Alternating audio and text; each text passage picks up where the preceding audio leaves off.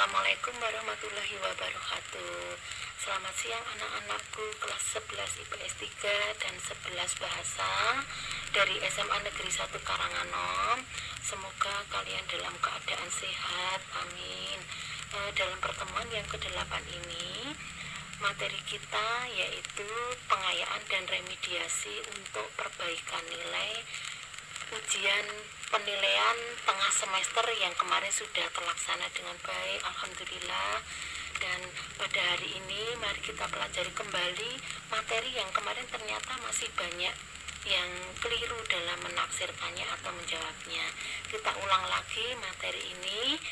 Yang pertama berkaitan dengan perang melawan kolonialisme dan imperialisme bangsa Eropa, baik itu melawan bangsa Portugis, Spanyol maupun bangsa VOC Belanda.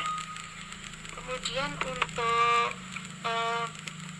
materi yang akan kita ulas sebenarnya sangat banyak. Kalian bisa juga membaca materi di paket sejarah wajib kelas 11. Silakan untuk dipelajari secara detailnya, dan di sini nanti Ibu akan menjelaskan secara garis besarnya saja. Misalnya, banyak sekali tokoh-tokoh perlawanan rakyat yang berasal dari berbagai daerah di Indonesia ya. Misalnya dari Aceh, itu ada banyak tokoh-tokoh seperti Cut Nyadin, kemudian Tengku Umar, Cut Mutia. Ada lagi tokoh yang sebelumnya, yaitu misalnya Laksamana Kumala Hayati atau Laksamana Hayati, itu merupakan panglima perang pertama wanita di Indonesia. Kemudian tokoh dari Maluku, misalnya ada pada masa Portugis dan Spanyol, yaitu dari kerajaan Ternate Tidore. Kita ingat yaitu adanya tokoh Sultan Baabullah, kemudian ada tokoh Sultan Nuku dari kerajaan Tidore.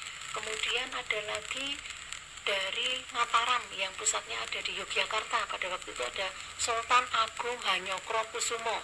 Kemudian dari kerajaan Banten itu adanya tokoh Sultan Ageng Tirtayasa yang ternyata konflik dengan putranya sendiri, yaitu Sultan Haji, yang dibantu oleh Belanda untuk melawan ayahandanya sendiri.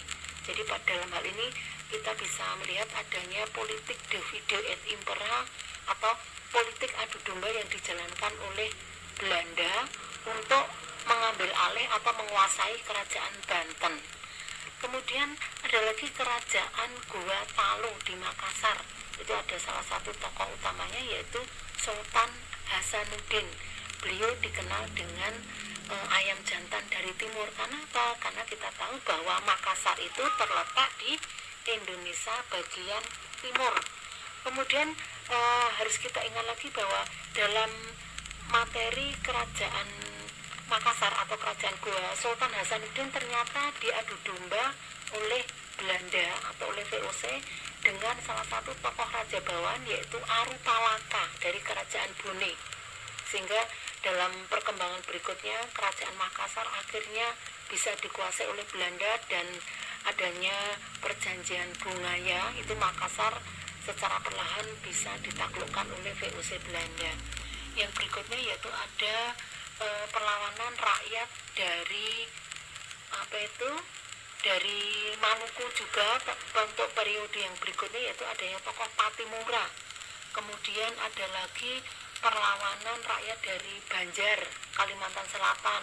Nanti ada tokoh juga dari Batak, yaitu Raja Sisinga Mangaraja, itu dari wilayah Batak.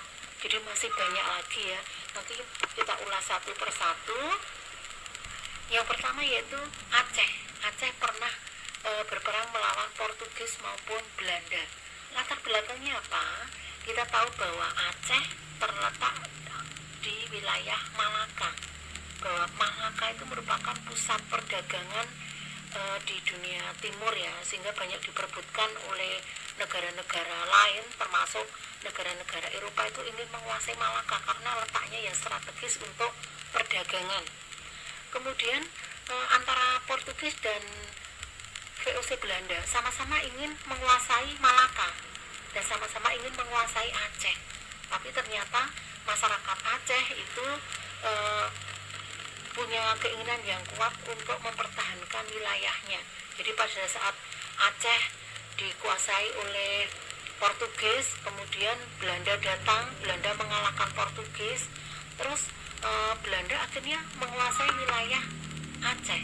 Dan disinilah bagaimana upaya yang sangat berat dan perjuangan yang penuh dengan heroisme atau patriotisme dari tokoh-tokoh Aceh, misalnya tadi adanya Cut Nyadin, adanya Tengku Umar, adanya Cut Mutia. Kemudian akhirnya Aceh itu berhasil dikuasai oleh Belanda setelah Belanda melakukan suatu upaya untuk upaya untuk memecah Aceh atau dengan politik divide et impera juga. Kemudian juga menyusupkan salah satu tokohnya yang bernama Senok Horgroye untuk menyelidiki kelemahan Aceh itu apa. Akhirnya setelah kelemahan dari Aceh atau strategi perang Aceh itu bisa diketahui oleh Belanda, dengan mudah Belanda menguasai Aceh.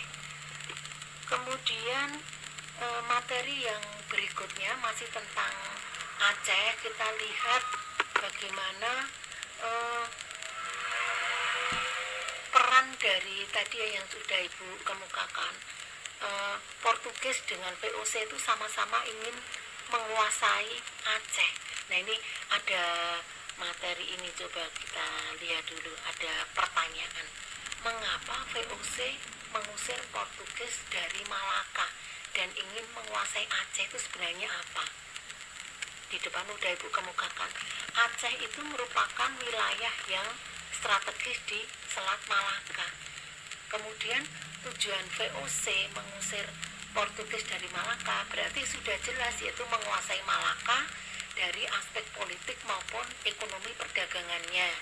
Kemudian juga Belanda ingin memperluas akses seluas-luasnya bagi pengusaha asing untuk melakukan kegiatan ekonomi di Indonesia. Kemudian juga apabila menguasai Selat Malaka, maka akan dengan mudah nanti bisa menguasai daerah-daerah yang lainnya. Yang berikutnya yaitu Maluku.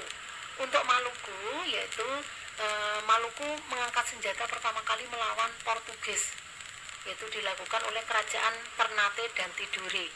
Kita ingat bahwa Portugis dan Spanyol sama-sama punya keinginan yang kuat untuk menguasai Maluku. Karena apa coba? Maluku merupakan Maluku merupakan pusatnya rempah-rempah di Indonesia, atau yang dulu dikenal dengan emas hitam. Nah, dengan konflik antara Portugis dan Spanyol di Maluku, akhirnya terjadilah perundingan Saragossa, itu yang dimediasi oleh Paus Paulus II dari Roma atau dari Italia. Di sini ternyata yang harus hengkang dari Maluku adalah Spanyol, karena Portugislah yang terlebih dahulu masuk ke wilayah Maluku.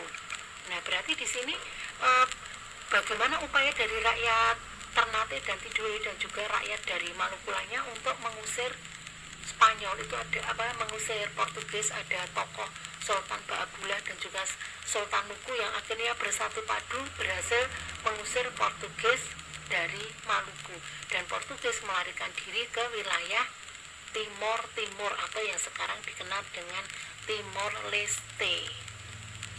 Kita lanjutkan dulu. Untuk kerajaan Tidore dan juga kerajaan Ternate, ini ada satu hal yang perlu kita ambil hikmahnya, yang bisa kita lihat bahwa persatuan kerajaan-kerajaan di Maluku ternyata berhasil mengusir penjajah. Nah, ini bisa kita ambil atau bisa kita jadikan sebagai pembelajaran bahwa jangan sampai kita mengalami perpecahan. Kemudian materi yang berikutnya yaitu adanya perlawanan rakyat Banjar dari kerajaan Banjar Kalimantan Selatan. Ini ada tokoh yang terkenal yaitu Pangeran Antasari.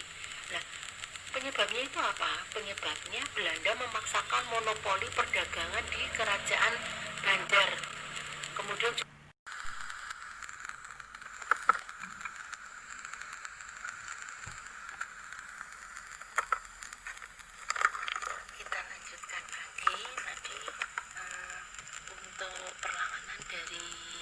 rakyat Indonesia melawan penjajah atau kolonialisme Eropa atau bangsa Barat. Yang berikutnya yaitu perlawanan Sultan Hasanuddin dari Kerajaan Gua Talu atau Makassar. Untuk Sultan Hasanuddin sendiri sebagai salah satu tokoh yang berasal dari Indonesia bagian timur, sehingga beliau mendapatkan julukan ayam jantan dari timur. Terus untuk latar belakangnya, apa faktor yang mendorong terjadinya perang atau konflik kerajaan Gua Talu atau Makassar melawan bangsa Belanda yang pada waktu itu masih didominasi oleh kekuasaan VOC? Yang pertama adalah Belanda sering menjalankan politik divide et impera atau politik adu domba. Untuk divide et impera yang dilaksanakan di kerajaan Gua Talu yaitu dengan cara mencari dukungan dari salah satu raja bawahan yaitu kerajaan Bone yang dipimpin oleh Arupalaka untuk diajak kerjasama melawan kerajaan Gua Talu atau melawan Sultan Hasanuddin. Sehingga dengan adanya divide et impera ini mendorong Sultan Hasanuddin untuk melawan bangsa Barat atau VOC tadi. Di samping itu, Belanda juga ternyata terlalu gencar membatasi pelayaran perdagangan orang-orang Maluku dan orang-orang Makassar. Dan untuk akhir dari perlawanan kerajaan Gua Talu yang dipimpin oleh Sultan Hasanuddin yaitu adanya perjanjian Bungaya, di mana akhirnya kerajaan Makassar bisa dikuasai oleh orang-orang VOC Belanda. Dari sini bisa kita lihat bahwa apabila kita kurang bersatu, contohnya tadi Arupalaka yang justru bekerja sama dengan penjajah atau bekerja sama dengan orang asing, ini justru akan menyebabkan wilayah kita akan dengan mudah dikuasai atau dijajah oleh bangsa lain. Terus yang berikutnya adalah perlawanan dari rakyat Minangkabau di Sumatera Barat, dikenal dengan perlawanan kaum Padri. Nah, latar belakangnya untuk perlawanan dari kaum Padri yaitu pertentangan antara kaum adat yang masih mempertahankan adat istiadat lama, bahkan cenderung menyimpang dari ajaran agama Islam. Mereka sering berjudi, kemudian juga minuman keras, menyambung ayam. Nah, ini ditentang oleh kaum Padri yang berupaya untuk memberikan pencerahan atau memberikan semacam perbaikan terhadap masyarakat Islam di Minangkabau.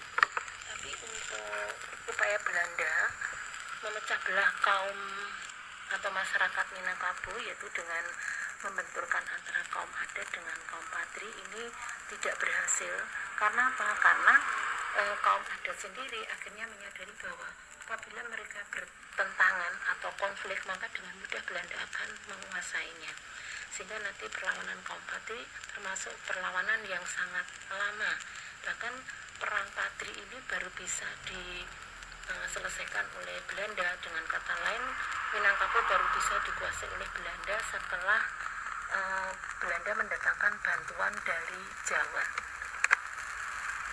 Yang berikutnya yaitu Perang Patimura dari Maluku, berarti merupakan perlawanan rakyat Maluku periode kedua yaitu sekitar 1817 melawan pemerintah kolonial Belanda. Penyebabnya yaitu kembalinya pemerintahan Belanda di Maluku. Kemudian yang kedua, Belanda mewajibkan penyerahan hasil bumi dan juga wajib kerja paksa atau kerja rodi. Terus untuk tokoh yang terkenal tadi adanya tokoh Patimura ya, jangan lupa. Yang berikutnya perlawanan di Ponegoro tahun 1825 sampai 1830. Ini salah satu tokoh yang berasal dari Kesultanan Yogyakarta. Untuk penyebabnya yaitu wilayah Mataram yang semakin sempit, kemudian sering campur tangannya bangsa Belanda terhadap kebijakan-kebijakan di keraton, kemudian juga budaya Belanda yang banyak mempengaruhi budaya atau ritualisme agama Islam di Kesultanan Yogyakarta, sehingga banyak orang-orang yang justru menganut agama Islam tetapi kurang bisa menjalankan ibadahnya dengan baik karena cenderung mereka mengikuti budaya-budaya dari Belanda.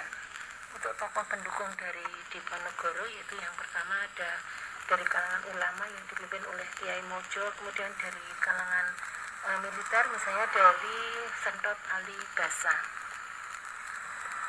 Nah, sekarang untuk yang terakhir yaitu untuk tugas perbaikan nilai PTS dan remediasi. Tujuannya adalah nilai yang kemarin kurang, ini anak-anak bisa memperbaiki, terutama yang di bawah KKM, sedangkan anak-anak yang nilainya sudah batas KKM yaitu sudah batas 70 ke atas, ini bisa mendapatkan tambahan nilai yang lebih baik lagi. Nanti silakan baca materi tambahan di buku paket sejarah wajib, kemudian kerjakan soal di bawah ini, dan jawabannya jangan lupa dikirimkan ke WA atau Wapri dari di nomor 08122981616149 atau ke WA Bu Kartini sendiri. Soal yang pertama, sebutkan minimal 10 tokoh pemimpin perlawanan rakyat Indonesia sebelum abad 20 dan asal daerahnya. Jadi tidak usah dijelaskan, cukup menyebutkan 10 tokoh dan dari mana asalnya. Kemudian nomor 2, coba analisa penyebab kegagalan perjuangan mereka. Nanti silakan untuk yang nomor 2 bisa dijelaskan sedikit penyebab kegagalan perjuangan mereka atau penyebab kegagalan perjuangan sebelum abad ke-20. Ibu akhiri dulu. Assalamualaikum warahmatullahi wabarakatuh.